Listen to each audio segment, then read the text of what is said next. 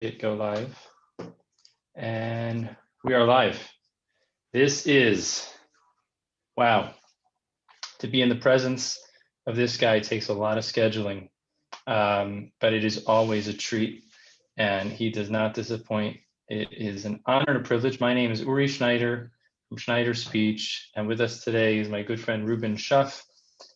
To many, the man needs no introduction, but I kid you not that my children, when they see me be impressed by somebody, they start to make a joke, and they start saying, I know what you're going to say, he's like the smartest person you know, like almost as smart as Reuben Schuff. The regard I have for Reuben, his insights, his perspective are not just as a professional engineer, but as a thinker. I didn't have the privilege to meet Galileo or Leonardo da Vinci or others, but I think in our day, I'm not sure if Reuben's at that level, but I hold him in that regard. If I have questions about Earth and space and history and time and energy, this is the guy I go to. And often what comes back is not only informative, mind-blowing, but he comes with another question of such simplicity that I hadn't thought of, that leaves me thinking for a couple of weeks till we pick up our emails. And so the emails sometimes go very slowly, don't they? But here we are. Good morning, Uri. It's such a treat to get to be here with you, and that was probably the most embarrassing introduction that I've ever had, and I appreciate it. There's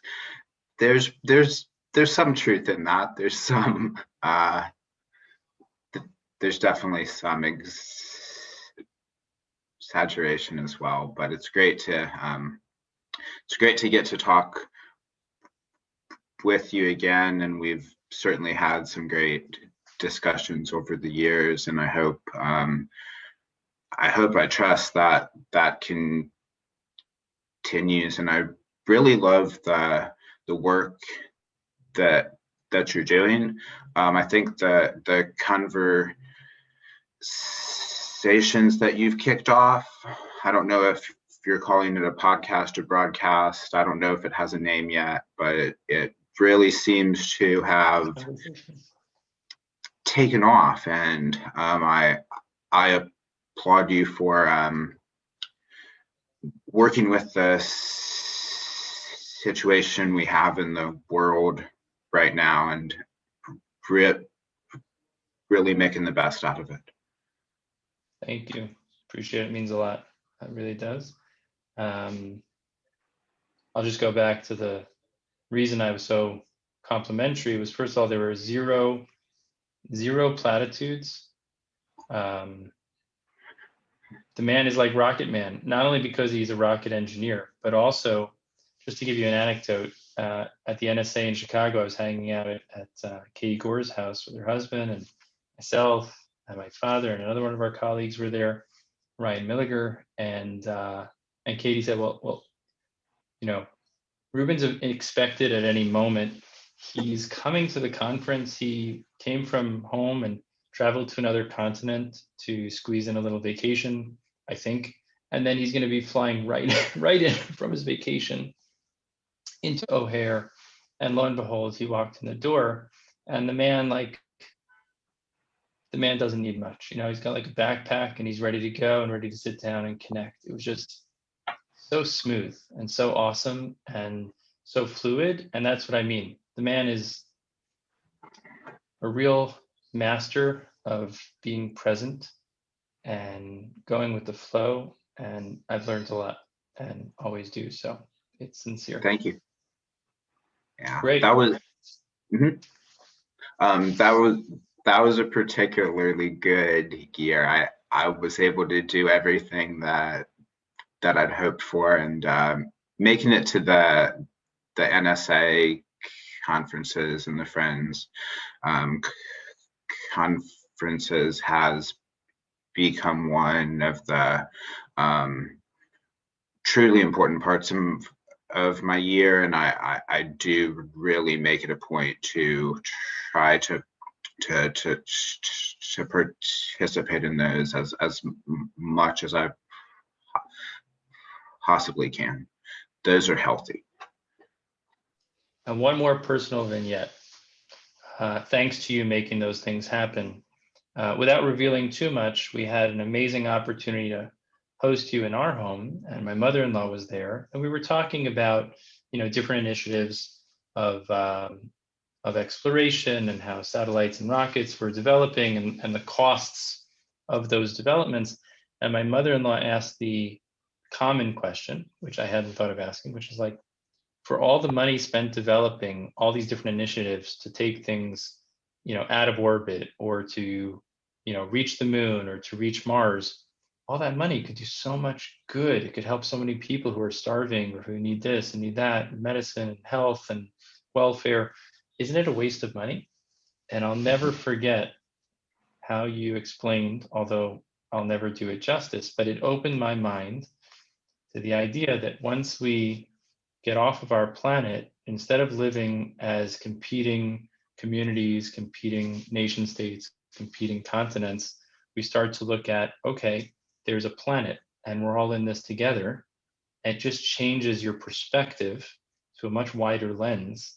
I think that's such a timely message. So I just wanted to tell you that that message is still with me. And by the time you finished explaining yourself, my mother-in-law was ready to contribute her own funding to all those initiatives because she realized the importance and the value that, in addition to all the science and advancement that comes out of all these initiatives, which are directly beneficial to those of us still here on Earth, the idea of kind of reaching higher altitudes, not looking at things at 0 feet, 10,000 feet, 30,000 feet, but really getting out there. You stand out there and all the pictures of anyone who's been into space, the picture of Earth as a sensitive, delicate, fragile planet suddenly comes into frame. And I think that's something that some of us that are not involved in aerospace could really benefit from, kind of drinking that in a little bit. So that's a lesson I've learned from you. Yeah, and I think that's really the motivation behind the exploration world is that change of perspective and the growing of our community as humans. And when we're on Mars, and I say when, I don't say if, when we're on Mars and we look back, we're going to call Earth home. And that's going to be a game changer. And I think it's going to be a healthy game changer. And we do have a lot of needs on our own Earth that we can also work on day and night. Never seems like there's enough to get everything done yet. I think we should always continue to try and reaching as many people as we can. We got a lot of people watching and listening, so I want to jump right in. But because you mentioned that, reaching higher, I want to quote a little message from a shared friend, Mo Mernick, person who stutters, wrote an awesome book called The Gift of Stuttering. And Mo is an incredible motivational speaker, and he opens up with this line. He says, everybody in the audience, and I'm asking everybody watching, raise your hand. So you raise your hand. And then he says, raise it a little higher. And everybody can raise a little higher. And that's the idea. We all think we're raising, but we can all raise a little higher. So whether it's giving a little bit more, whether it's calling or checking in on our neighbors or family or friends who might be more isolated in these times, that's what we need to do. Reach a little higher and get off of our home, right? Whether it's planet Earth or if it's just the walls of our apartment, get out a little bit, reach out a little bit physically or reach out with telephone, email, snail mail, whatever. But with that, let's jump into your story. I mean, where did you grow up and what was it like growing up for you? What do you think were some important formative experiences in your childhood and kind of bringing you to the Reuben today? Take it where you will. There's actually a lot that was important, and I feel like my journey with stuttering is something of a slow, winding, sometimes upside down, sometimes moving forward type of a journey. And as I sit now, the types of things that I'm super interested in are like the lifespan journeys of, or like 5 years, 10 years, 20 years. There's so many experiences that make up the journey. I can remember certain times in school that were very difficult and devastating in certain ways with stuttering. My 6th grade teacher thought that I didn't know how to read, which makes sense because when I was called on to read, I did not read. So you would assume child does not know how to read. And moving through that and finally really getting some helpful speech therapy guidance when I was in college at Purdue. I'm originally from Indianapolis, Indiana. Did my undergrad and graduate work in aeronautical engineering at Purdue University. I credit the speech pathology program there, and specifically Bill Murphy for really helping me to see stuttering in a new way for the first time. Although I was not ready to, I was still very much fighting against stuttering with all my heart and all my effort, and seeing myself as a person who stutters and starting to think of communication instead of fluency. That was a brand new concept. That was brand new, and that was super hard. And that took me a long time to digest and to understand that we're talking about communication. Most of the time now, when I'm talking about stuttering, I actually try not to use the word stuttering, and I try not to use the word fluency, because they're almost like third rail supercharged terms that, unless we talk about them a lot. So I think the biggest thing in my journey that's been a shift is chasing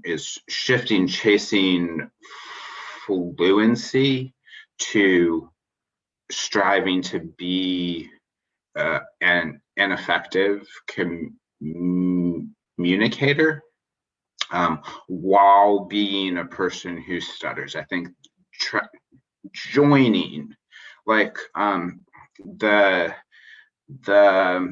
conversation that you had in the last hour with the 3 young men, I think was really great. And the work that Stuttertalk does, I think, is really great, because it's showing people who are stuttering communicating in a real way. And it's that middle part of the journey where it may be hard to show up. It may be hard to put yourself out there, and it's the putting yourself out there that you need to do to get to the next step of being the communicator that you want to be, that you can be. I think that's been the most important part of my journey, and that's a never-ending journey. I used to have this kind of magical idea that there would be a point where you get to, what is it, Wonderland, the end of the rainbow, that place where everything is great. Oz.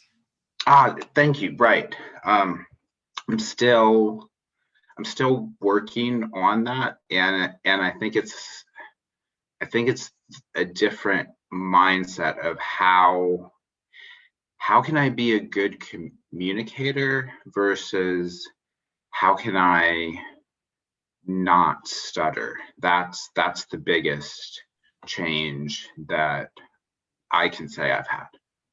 Boom. There we go. Oz. I never thought of Oz this way, and we could go deep, but we don't have time for this, Reuben. We'll have to revisit this.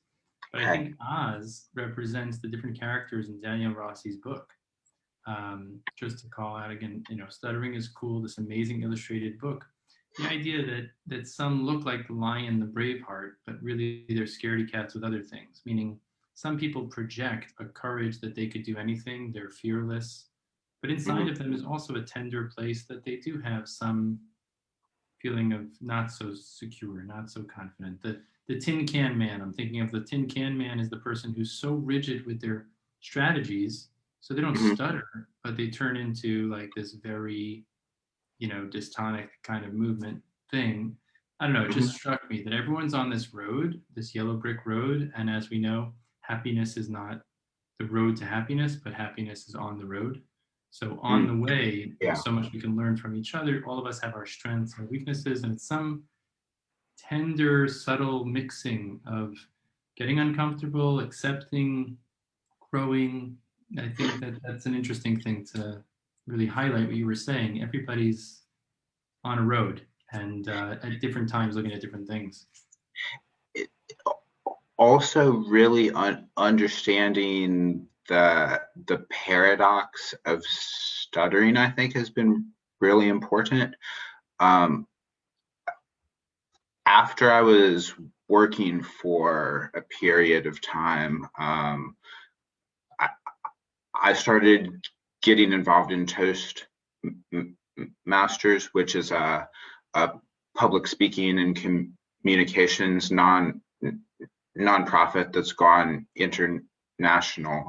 Very successful, positive nonprofit.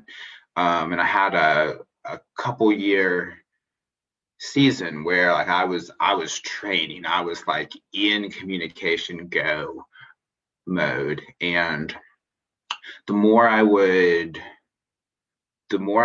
speak publicly, and the more that I was acknowledging that I'm a person who stutters, and the more I talked about stuttering, the less I would be struggling when I would talk. And the more, but then I got to this point where I'm like, okay, so let's try not to stutter. Because if we're honest, stuttering's not really that fun. I would rather not stutter than stutter if I just had those two options, but I don't actually have those two options. That's not a real thing.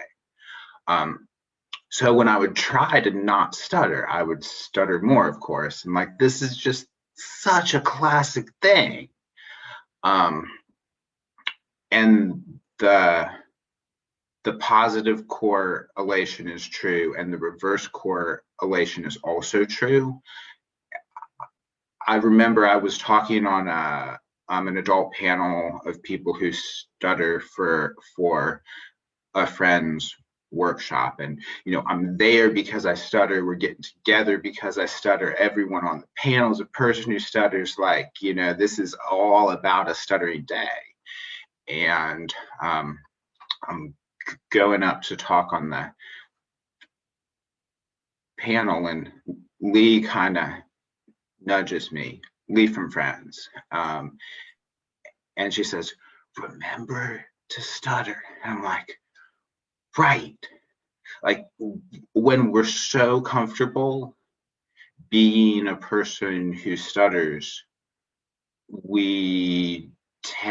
I tend to not stutter at all, and it's this reverse paradox of things. And I think understanding that, and incorporating that into the way that we're willing to communicate, is a game-changing thing. Can you formulate that? I think for those of us with slower brains, the whole reverse paradox. You were portraying it in one direction, and then it also kind of reverbs back. Can you just unpack that for the lesser inclined? I think I just rambled. That was a nice way to tell me I rambled. Thank you. So when I'm trying not to stutter, I struggle more. When I'm very, very comfortable being a person who stutters, I struggle so much less, almost to the point that stuttering disappears from my consciousness. So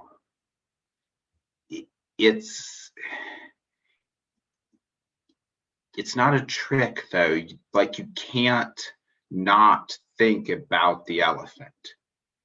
It's this idea that I can't quite hold, but I'm still working towards it. The way I might formulate it, and it would be helpful to be informed by the good work of Hope Gerlach and Naomi Rogers and the stages of change. But at the beginning, I think often people are so invested and so vigilant to control the stutter. The more vigilant they are, the more vigilance, the stronger the stutter shows up. And you don't want to get less vigilant, because they're trained that if they're any less, they could get caught, and they don't want to get caught. They don't want to get stuck. It's not a pleasant experience for them. And so loosening up the reins, loosening up the vigilance is this paradox, because you don't want to do it because you don't want to get that surprise. But on the other hand, or you discover that if you can relax to some degree, often the degree to the vigilance goes down. Sometimes the stuttering calms down a bit as well, but it's not, it's easier said than done. Is that a fair way of putting it? Yeah. Also, it's different for each person. I thought it was truly insightful that one of the young men that you had on last hour, when you were talking about their interactions with Joe Biden, one of the young men mentioned, I think, that you can hear Biden changing his words as he talks. People who stutter, we can hear Biden changing his words as he talks. Maybe other people can't, but I think it's interesting to hear people who stutter say that they hear that. And I think different people manage, navigate, handle, choose the word that resonates with you personally, live with their stuttering differently. And I don't think I can say what's right and what's wrong. I can try to make the conscious choices for my life, and the way that I communicate, you're gonna know that I'm a person who stutters. Like I didn't used to stutter, I stutter today. And that's the way that I find it most effective to communicate. I think it's a truly amazing day that we have today, and being able to hold up or point to Joe Biden as a person who stutters, who, at least in some ways, publicly acknowledges that and publicly is resonating with the younger generation and publicly trying to be helpful to people who stutter and project a message of confidence and opportunity. That's a really great thing for me to be able to talk about, and I think for the stuttering community and people who stutter, whether you're an adult or a child, to be able to say that stuttering does not define you. I think, I quoted Parker Mantell's speech.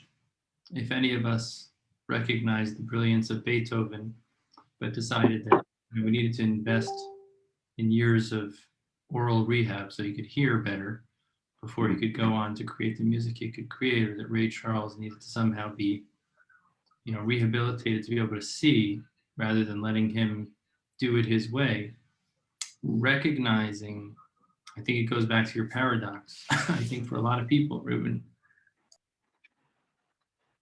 for a lot of people, it's paradoxical, and maybe you could just riff on that for a moment. A lot of people would think that it's more effortful.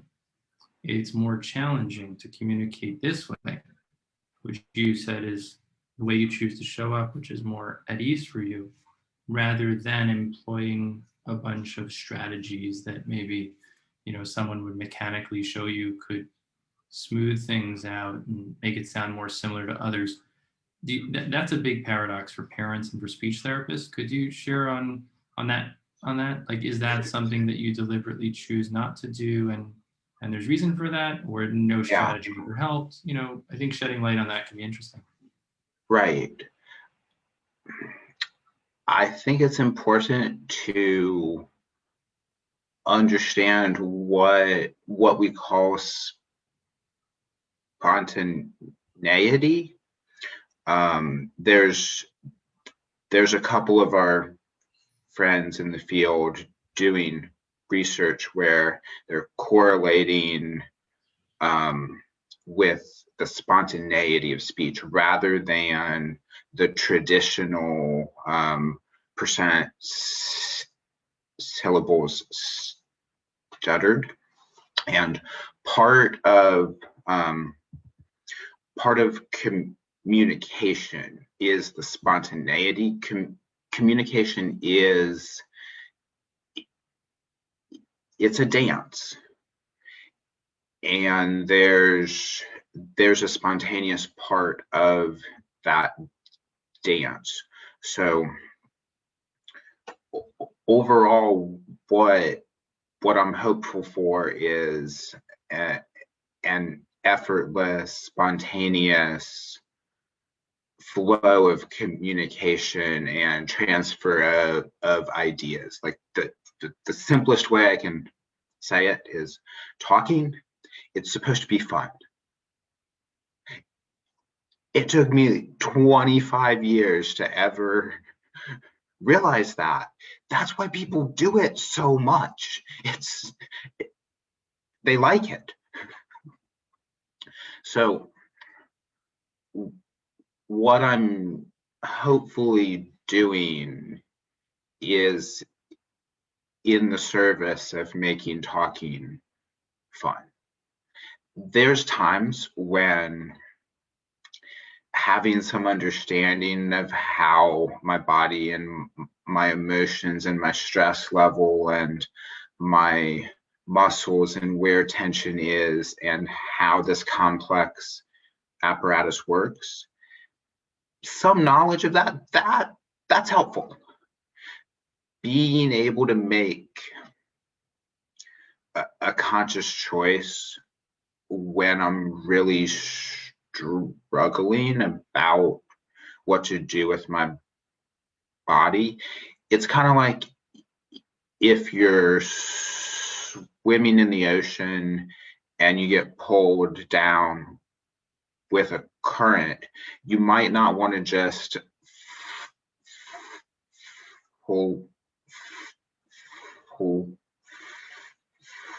flail around uncontrollably. You might just have to relax and go with where that current's taking you at that period of time. So it's not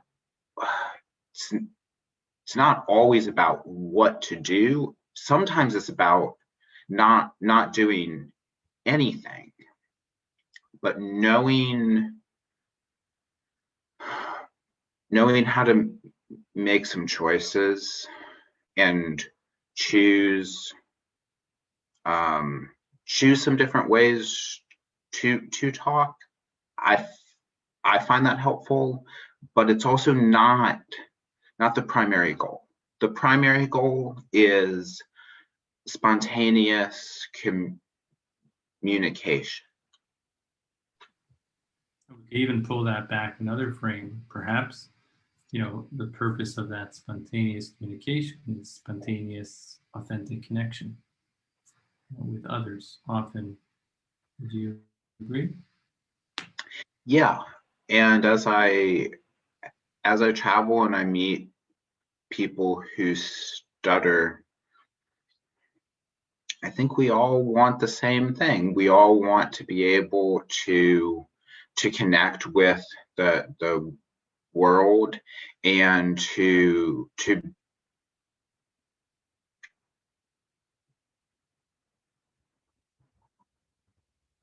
be ourselves.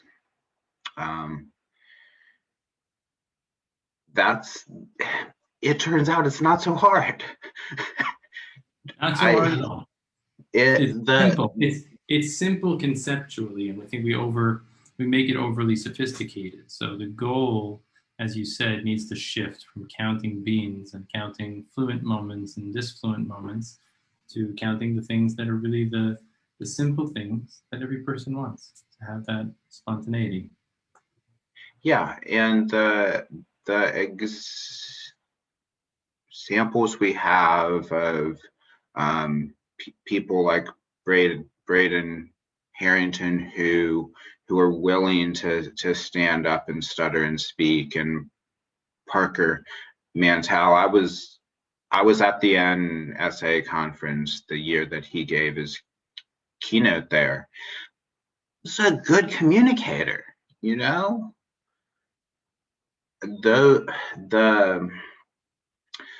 the people who are willing to take the risk to go out there and stutter, I think, are really game changers, because the way that we make progress, it's not by staying home until we feel like everything's okay. There's a risk to everything which we do, and I think it's more about what are we willing to risk, what's really important, and then what are we going to do about it. So on the long term, we've been able to contribute what we were meant to contribute.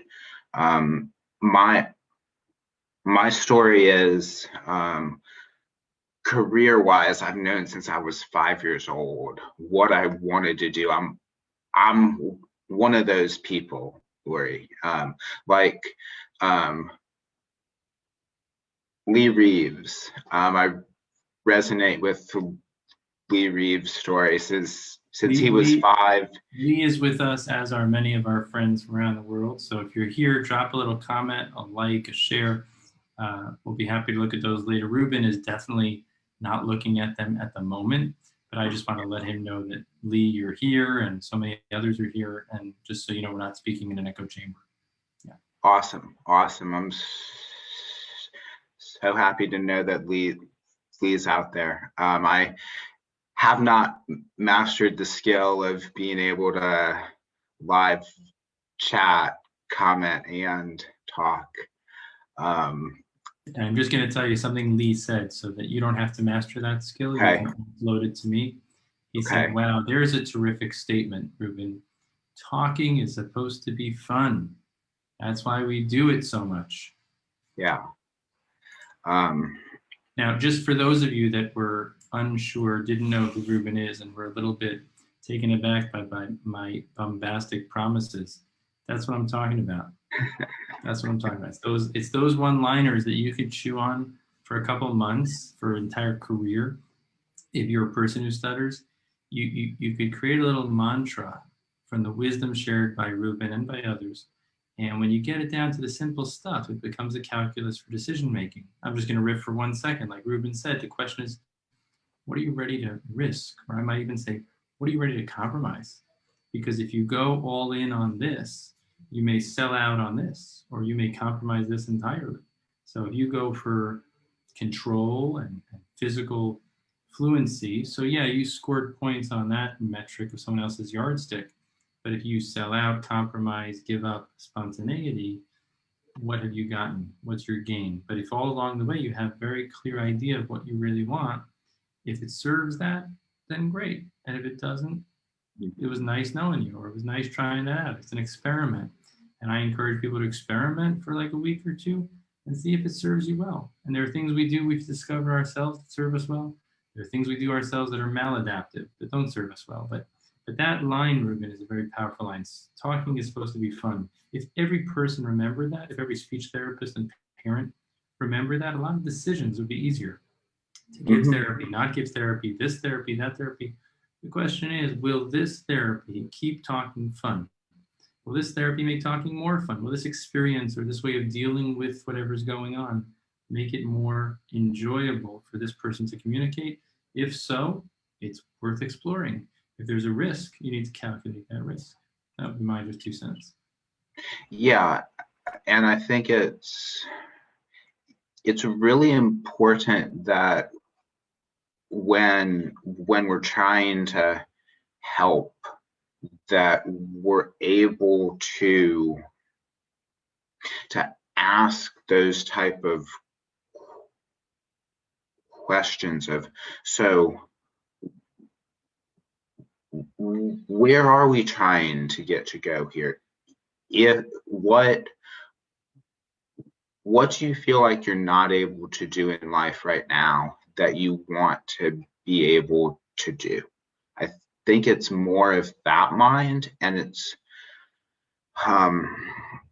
so much more of the counseling mindset than a speech control mindset has been my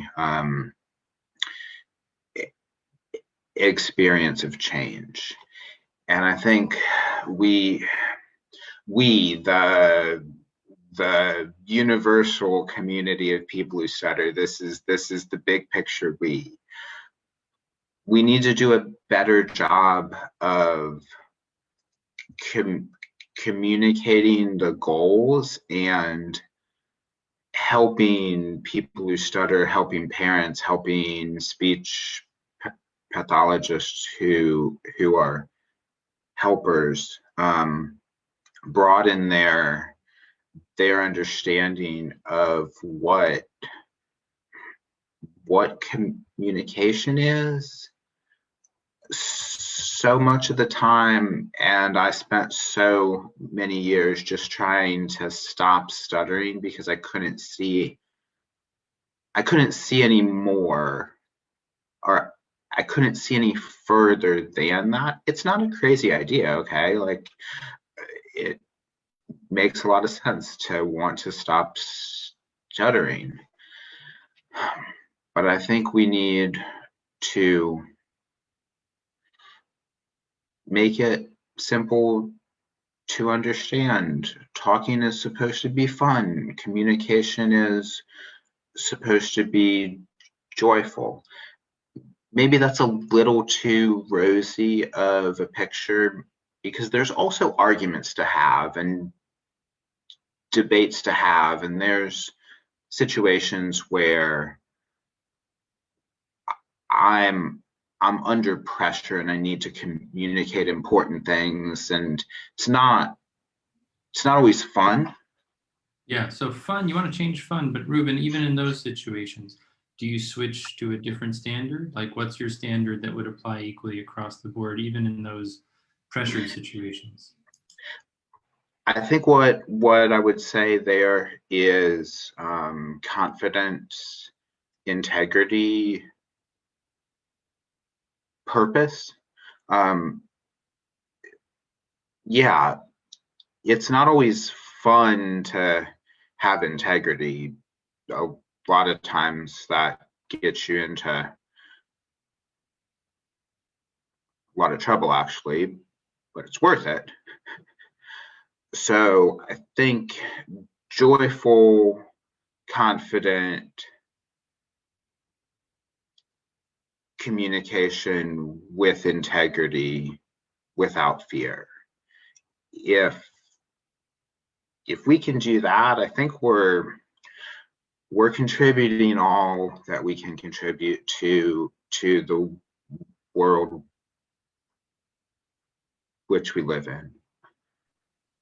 Another good takeaway right there. I would just add, and I know that you want to also have, I'm not in a rush. We have time and we can stay a little over. I don't want to make the mistake of having another marathon like I've done with a couple of fantastic people, including the Reeves. But I'm game. I could sit here all day listening to you. It's the most delightful thing. There's a girl, we have these this group therapy thing. So one of the therapists shared that one of the girls said she started thinking, and this goes back to what you were saying, and I think for therapists, I'll roll it all the way back. There's a paradox even in what you said, Reuben, because if we want to change the way the profession shows up to be supportive and helpful to those who want it, if we want to shift the way people who stutter look for what they're looking for, they're not looking to stop stuttering. They're looking to have what you said, the ability to speak with integrity and with, what was the other way you couched it?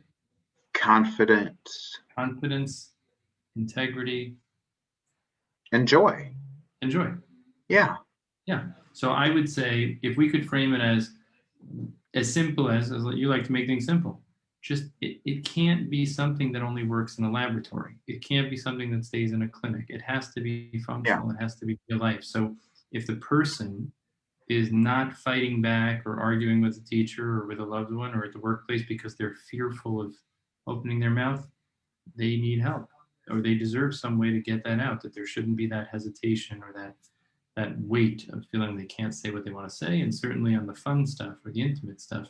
So this girl in the group, she spontaneously asked, we talk about like a framework of like a high press situation and a low press situation, because often people don't understand, why do I stutter more here and stutter less there? And it's so enigmatic. So we try to help people figure out, well, different situations for different people. Some people on the phone, after we got off the Facebook Live, one of the people on that call said, I said, what was the best part? What was the highlight? The guy said, the highlight was I didn't need to see anybody. If I had to see everybody, it would have been much more burdensome for me. But so for him, that was helpful. For others, it could have been the opposite. For some, the phone is easier. For some, the phone is harder. Figuring out for each person, what's a high press, what's a low press, and what are the presses? So this girl said, do you think for Joe Biden, like at this point, like public prepared speeches are high press or low press as compared to like a live spontaneous debate? I think thinking that way to Yeah. me is a step in the right direction because it's stepping into the life of the person, where they're communicating and where things are going just the way they like. They feel that delight, that fun, that ease between the thought and the word, and then the places where they feel, a lot of resistance, whether it's physical resistance or their own hesitation.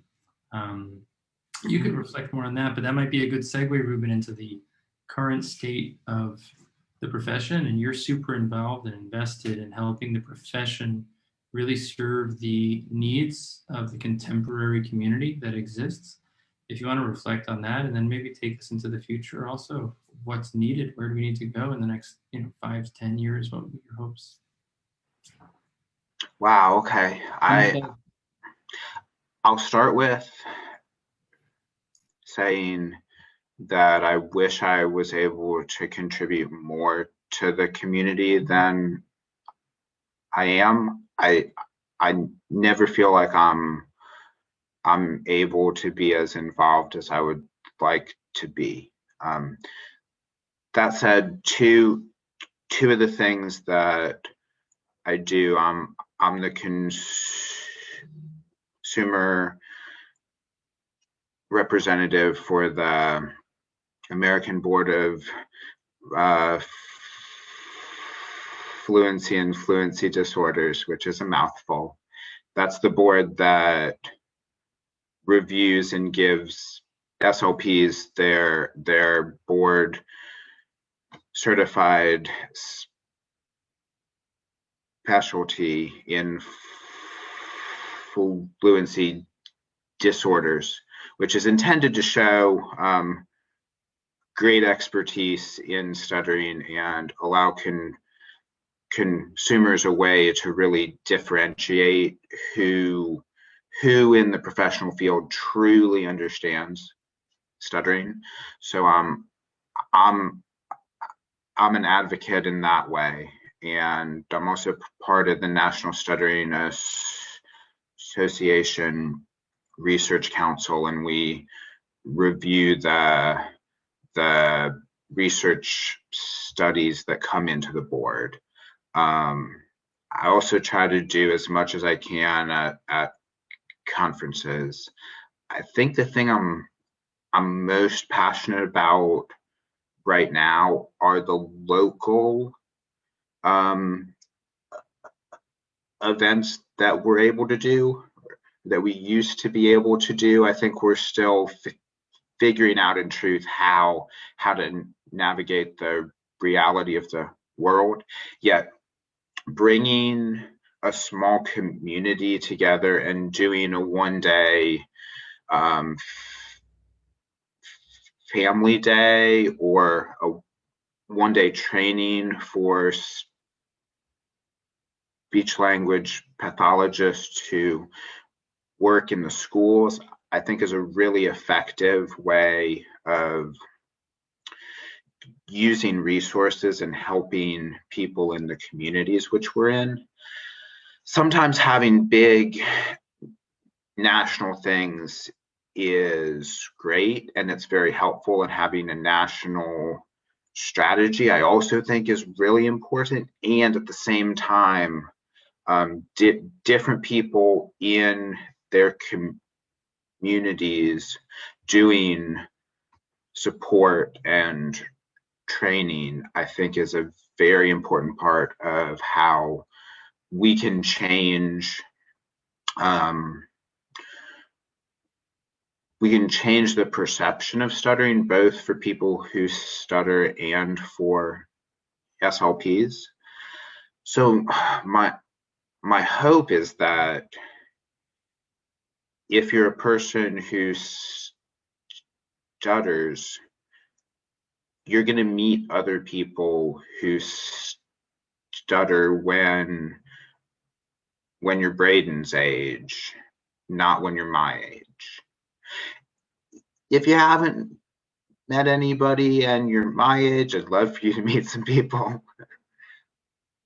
My point, though, is I think we can we can push being helpful earlier in the process by building a community where stuttering is not something that's to be avoided, that's to be shied away from, but something that is just out there. And I think we need to do the generational work of training the SLPs to really be helpful with a long-term way of change in the way they try to help. The SLPs come out of their training programs in graduate school just not equipped to really be helpful with most people who stutter. And I think it's incumbent upon the community of people who stutter to help impact that in a positive way, and to try to help train, to try to help bring a community where SLPs who have the passion to really understand stuttering, to give them the opportunity to really understand stuttering. I vividly remember our last walk. It was supposed to be like 20 minutes till my wife would be circling back, and I think we went on a 15-kilometer hike. I'd like to think I contributed to your ascent on Half Dome over there, but probably not. But you took me for a good walk and really got me stirred up. And we talked about this. So I don't know if I said before, but the paradox that's interesting exists for people who stutter on the journey, exists for professionals on the journey, which is often this realization, which we think of as, I don't know, like a more wholesome truth, is one we get to later on in the journey. So like you meet people that come on day one at age 20 looking for some way to deal with this fluency thing, whether they're in the self-help community or whether they come into a professional, they often don't have this wholesome perspective that you have of this paradox and of kind of like learning not to flail as much in the water. They've got a very binary kind of thinking in that early stage. And similarly, the therapists are much more, they need much more concrete ways to measure things, much more formulated ways to kind of do the work. It's fascinating. I know there are people listening who know who I'm talking about. Certain people are selling programs and worksheets and workbooks like hotcakes. But it's like, that's what the market is eating up, because people are very kind of one-dimensional and very behaviorally oriented.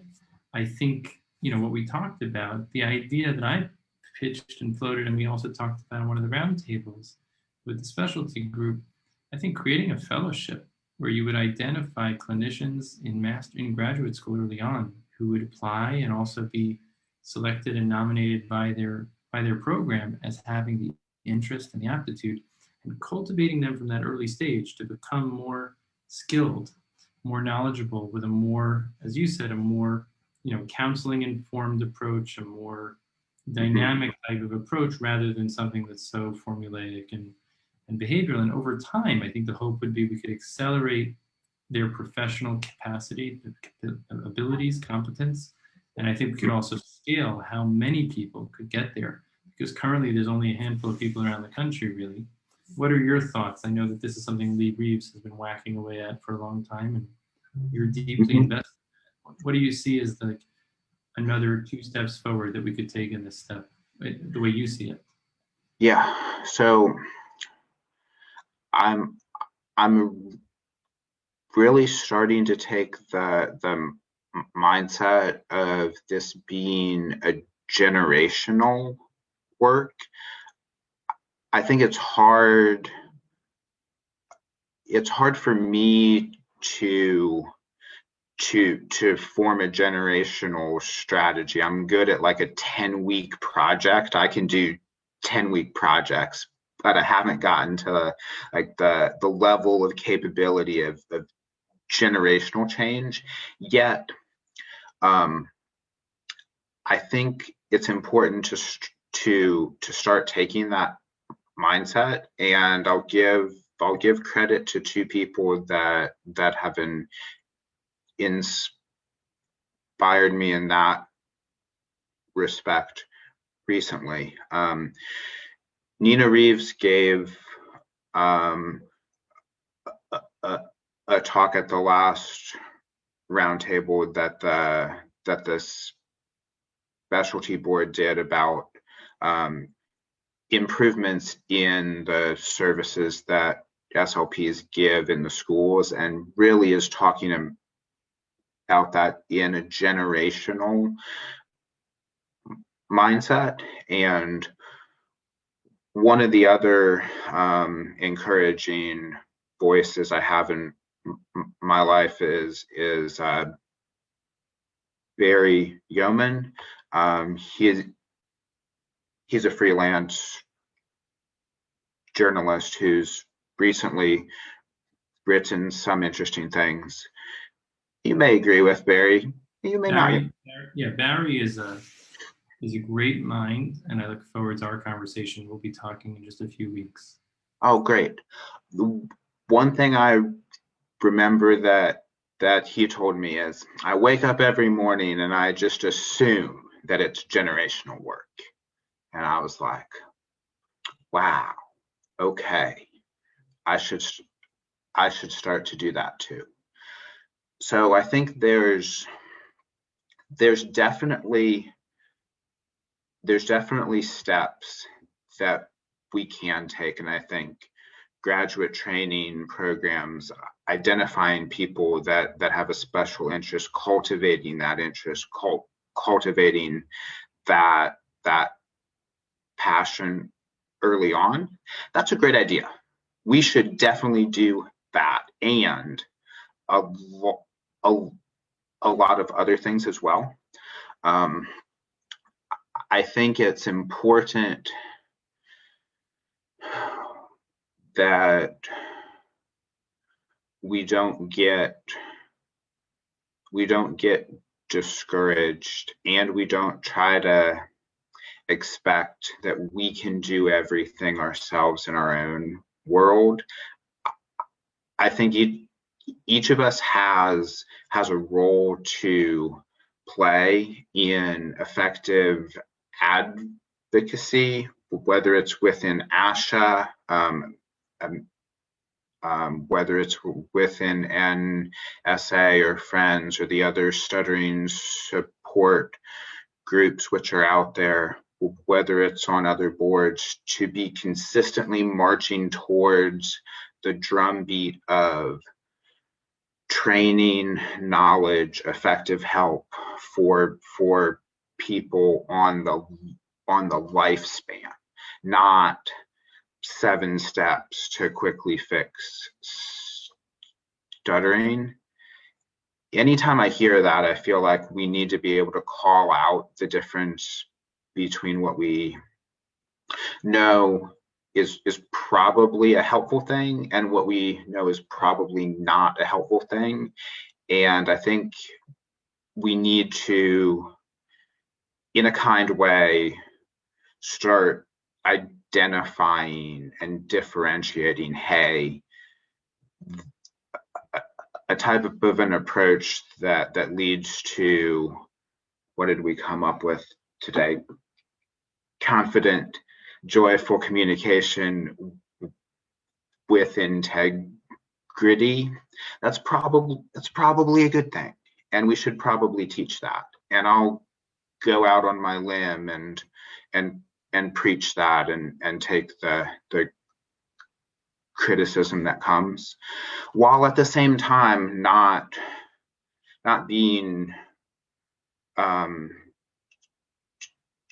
destructive to parts of the community that think about stuttering in a different way. That was profound. And I think that Barry Yeoman and you, Reuben, certainly I learned a lot of patience. So when you're saying that Barry, inspired you or shook you up to think, wake up every day and just think the change I'm working through is generational.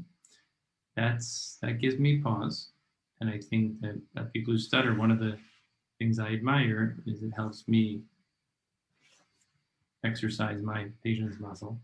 So I think on that level, there's something there. But I would just say, I think what I would love, almost more than anything, I think even if you look at generational shifts like the civil rights movement, they identified certain points of tension that were palpable and that the times were ready to move the yardstick. And it was important to choose the right things and to make it small wins along the way. So I think there's, as you said, you could do a 12-week project, but you can't do, and then you jump to the generational. I think there's something in the middle, perhaps. I think I would love to see, we do this in private work, create a Bill of Rights, create a mission statement.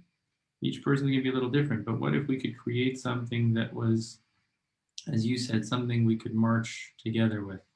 And it could be like a co-created Bill of Rights mission statement that, this community of people who stutter and those who seek to support them, those allies that seek to support them, we could all rally around that. And then there'd be certain parts of that would differ person to person.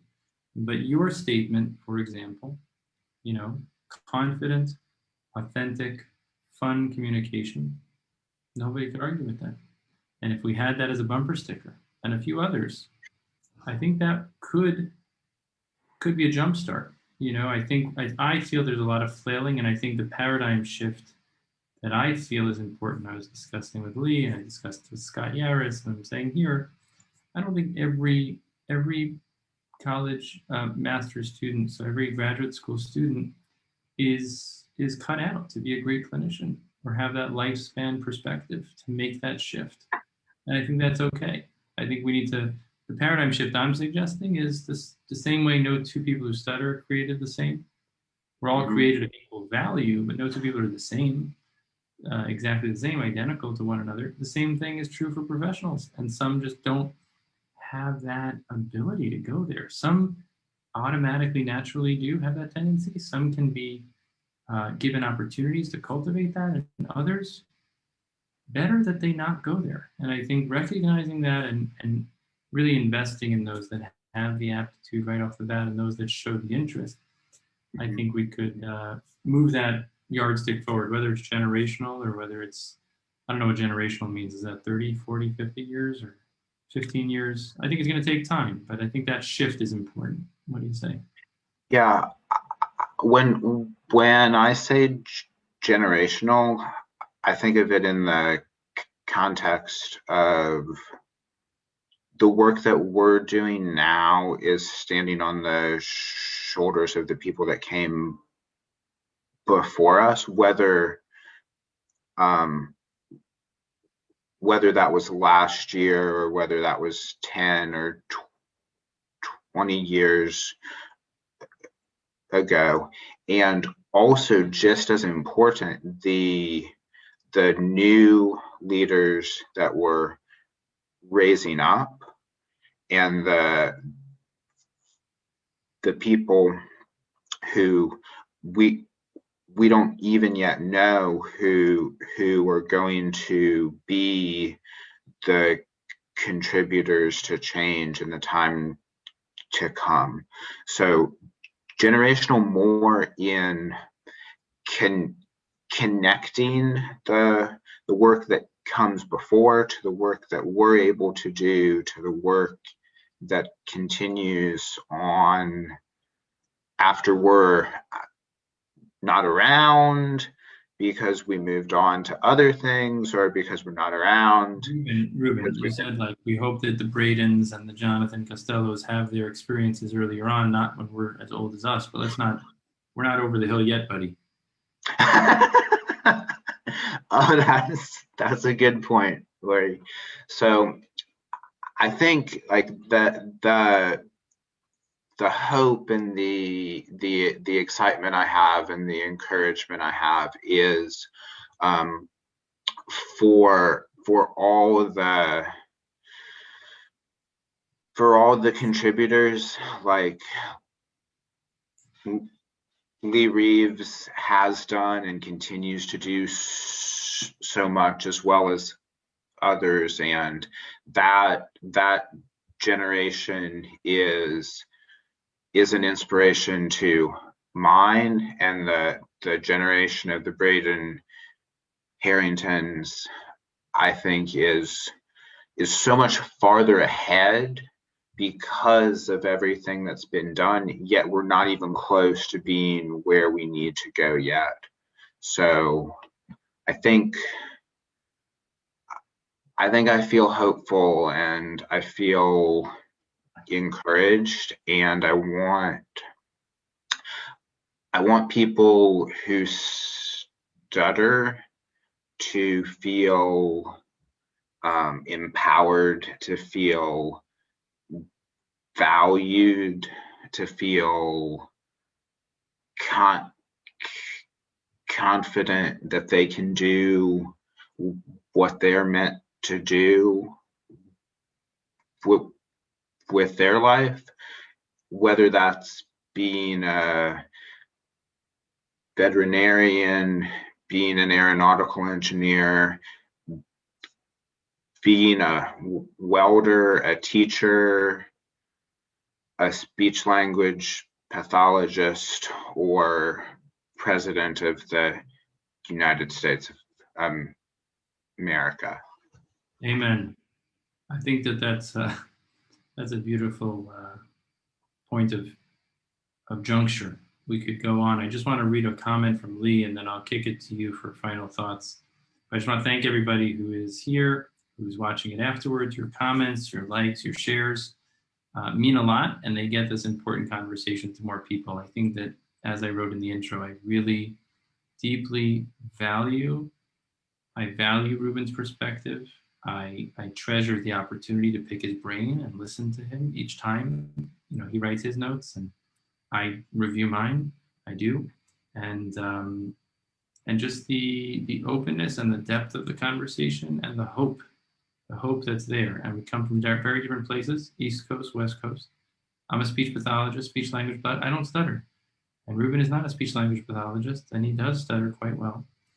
And he travels in the same circles, and he spends his time trying to make the world a better place by creating bridges. And I think that our relationship is a bridge. And I think the more bridges we create, the more ground we're going to cover. So Lee wrote, you and Uri, you and Reuben taking walks. I hope that becomes a tradition for you both. It reminds me of another similar and productive friendship. Now, if that's not generational work, I don't know what is.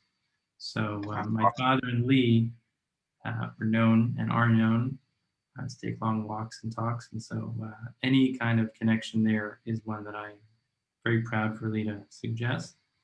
It's been an honor. We do go on and can go on. We do want to respect other people's time. So do you have any final thoughts? Maybe the most shining thing that you've seen in the past, 12 months, 18 months for yourself, or for, the whole project that we're on, which is to bring more opportunity for people who stutter to find their way and speak with courage and freedom and joy. What's a shining light? We talked a lot about the work that needs to be done, but what's something we could really express gratitude and say, wow, that was something I didn't know would happen, 5 years ago? Yeah. I think the way that I've seen the stuttering community adapt to the current reality that we're going through with COVID now is a point of encouragement. We've used our technology tools to really try to broaden the community, and while we're not able to have have excuse me, have the large gatherings, which we love. We're continuing to adapt and rise to the challenge. I mean, 6 months or a year ago, doing video calls all the time, I would have said is outside of the, outside of the comfort zone of a lot of people, especially people who stutter. And we're figuring out how to adapt and address those challenges. And I think my most encouraging thing is to see the resilience of the community, and also to see so many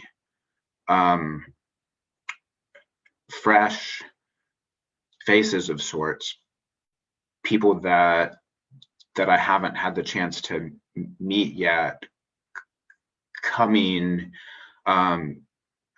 into the public eye with stuttering and making a positive impact. Yeah, it's been in the challenge, there's the opportunity. So, I think following Reuben's lead, recognizing that we all have the capacity to adapt as individuals and as a community. And what once seemed outside our comfort zone, what a great analogy, doesn't have to stay that way. Our comfort zone is made of a permeable barrier, or one that is flexible and can be stretched further. And if you stretch it enough, it becomes to have its own new radius and encompasses new things. We could talk about orbit another time, but the concept of expanding your comfort zone individually as a community and transgenerationally, and just thinking, I guess, going back to the president, the president-elect Joe Biden has made stuttering a touchable topic, a topic that can be discussed, a topic that is more known and more familiar and maybe more normalized. And for that, that's a shining moment. And there's still more work to be done, but that's a big step. One small step forward, one small word forward for one man, but for the whole world, it's been a big step forward for understanding what stuttering is and what it's not. And as Reuben said, the hope and dream that we all share and that we all work for is that every person should have the ability to pursue that which is their calling in the world and that which is their contribution to the world, and certainly other topics as well. But in this space, we're talking about stuttering should not be a feature or a characteristic that should hinder someone from pursuing that. And that's our hope, and that's what we work for, and appreciate you hanging in. Reuben, thank you so much for carving out the time. I literally am getting chills from the pleasure that I have sitting here with you, and I thirst for more, but I want to, exercise some reasonable common sense to cut it short here. But thank you so much, and thank you, everybody. Thank you so much for the opportunity to have the conversation, and I look forward to many more.